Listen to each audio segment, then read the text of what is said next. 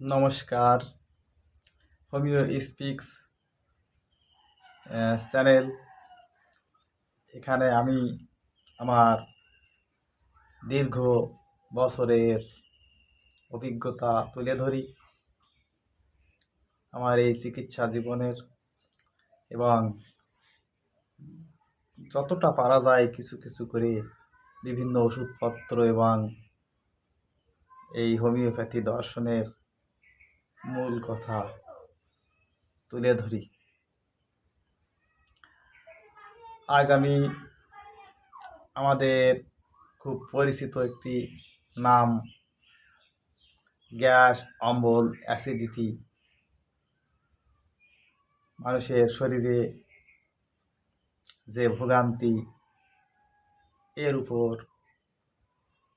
অল্প কয়েকটি ওষুধ ব্যবহার করে কিভাবে স্থায়ী সমাধান দেওয়া হয় সে বিষয়ে কিছু কথা বলছি,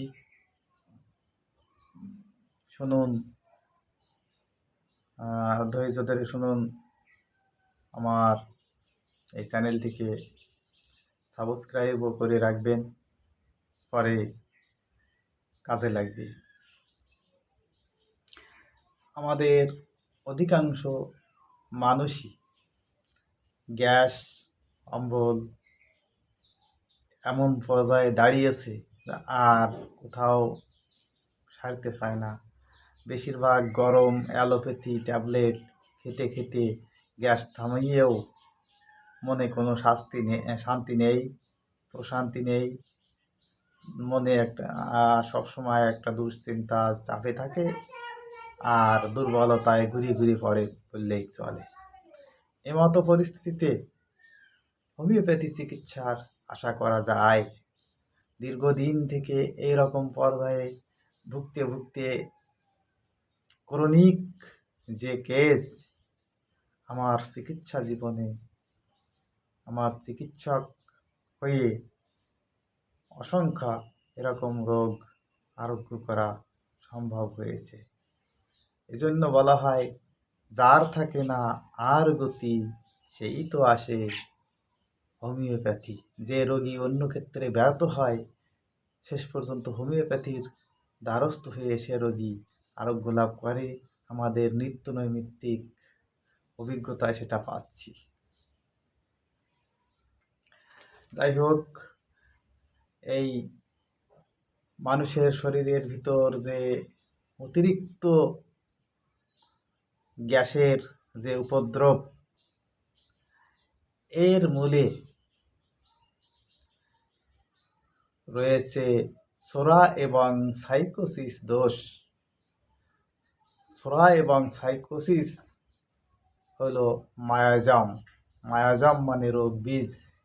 এগুলো মানুষের শরীরে অবস্থান করে। আমরা হোমিওপ্যাথ চিকিৎসকগণ এটা বিভিন্ন লক্ষণ জরিপ করে ধরতে পারি, কতটা সাইকোসিস অথবা কতটা সোরাসিস দ্বারা পীড়িত হয়েছে ওই রোগী। এটা কিন্তু কোনো যন্ত্রপাতি, বড় বড় ভিডিও ক্যামেরা, কত কি সেট করে ফিট করে আল্ট্রাসোনো ইত্যাদি ইত্যাদি করেও ধরা যায় না। মায়াজাম সম্পূর্ণ আমাদের দার্শনিক তত্ত্ব।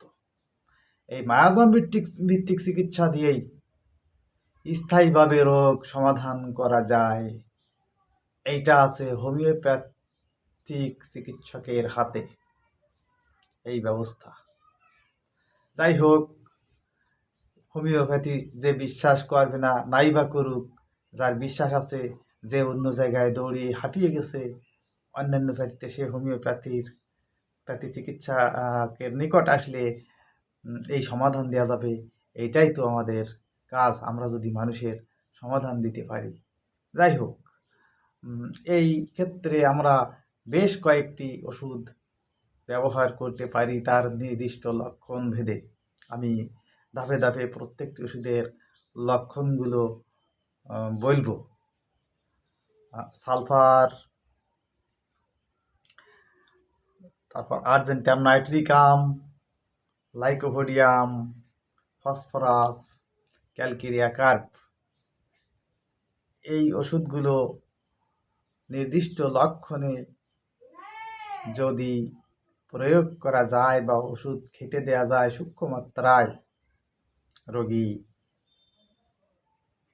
খুব সুন্দরভাবে সারবে। এখন এদের নির্দিষ্ট লক্ষণ আছে। সালফার কেমন রোগী? সালফার হলো ভ্রান্ত দার্শনিক, সে অলস প্রকৃতির, নোংরা, প্রায় চর্মরোগ থাকে তার শরীরে। তা এখন এই পেটের গোলযোগে তার কি কি লক্ষণ খুঁজতে হবে?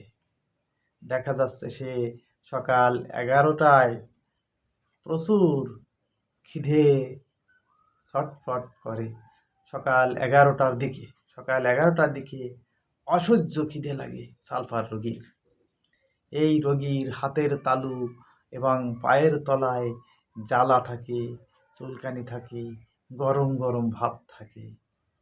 এই রোগী একদিকে গরম কাতর, আবার স্নান করতে চায় না। কোনো ক্রমে সালফার রোগী স্নান করতে চায় না, আর সোজা হয়ে বেশিক্ষণ দাঁড়িয়ে থাকতে পারে না। মিষ্টি জাতীয় খাদ্য খুব পছন্দ করে, কিন্তু সহ্য হয় না। গায়ের চামড়া খসখসে, বিভিন্ন চর্মরোগ থাকে এই রোগী একেবারেই অলস, ভ্রান্ত দার্শনিক। এই পরিস্থিতিতে সালফার 200 শক্তির ওষুধ নেবেন। এই 200 শক্তির সালফার নিয়ে সপ্তাহে 2 দিন খেতে হবে। সকালবেলায় বাসি পেটে 1 চামচ জলে 1 ফোঁটা ওষুধ মিশিয়ে খেতে হবে।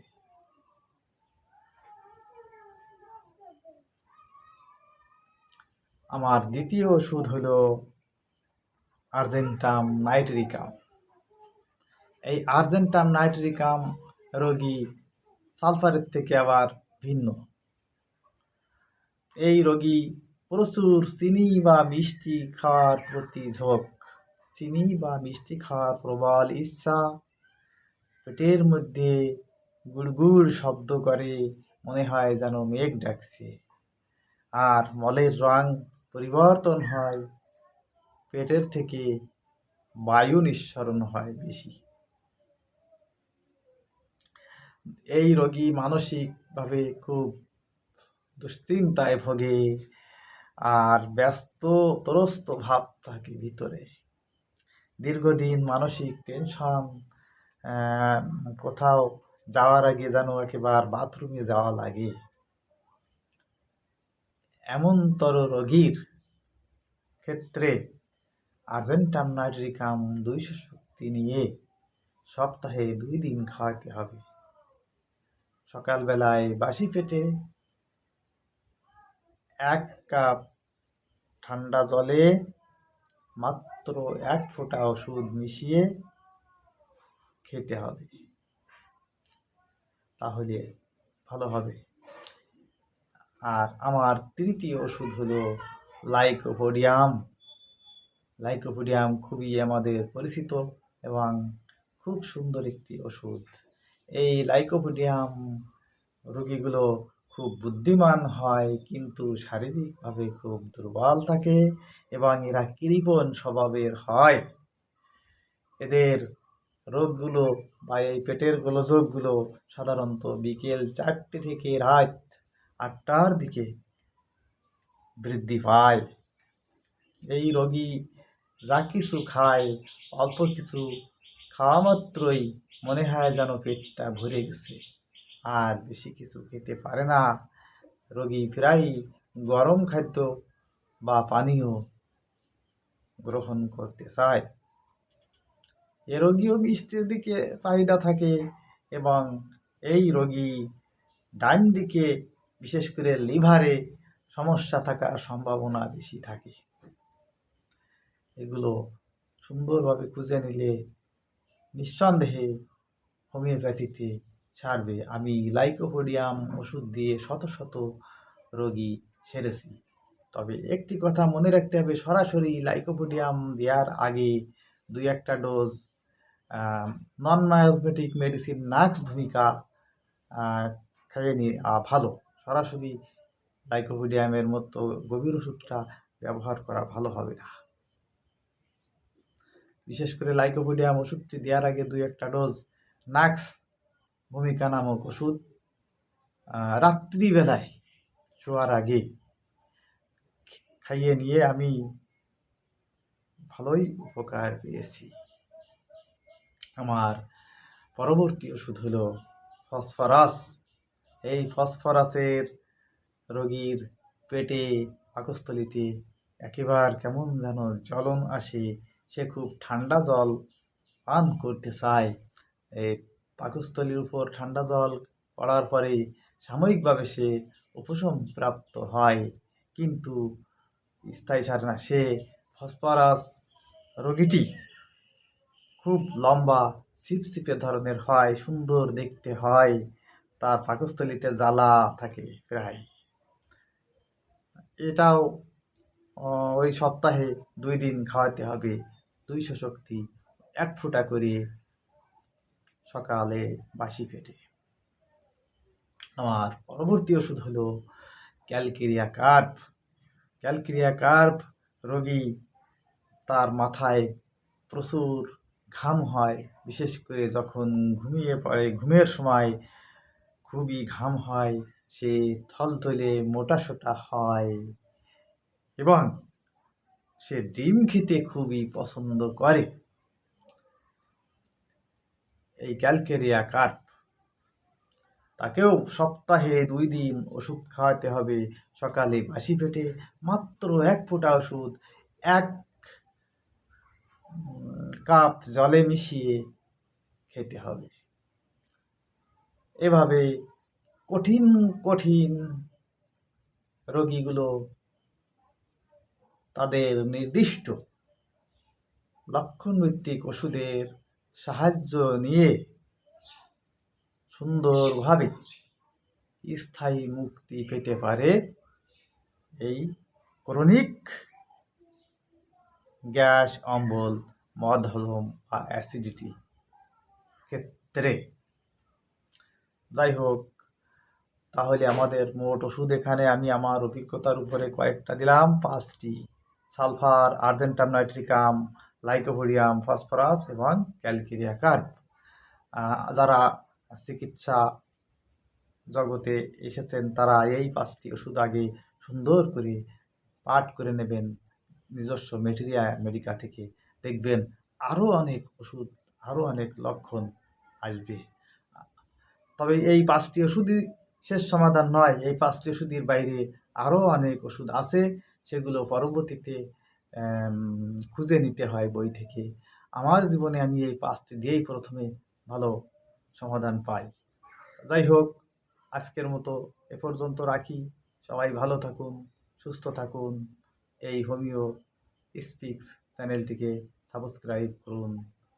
ধন্যবাদ।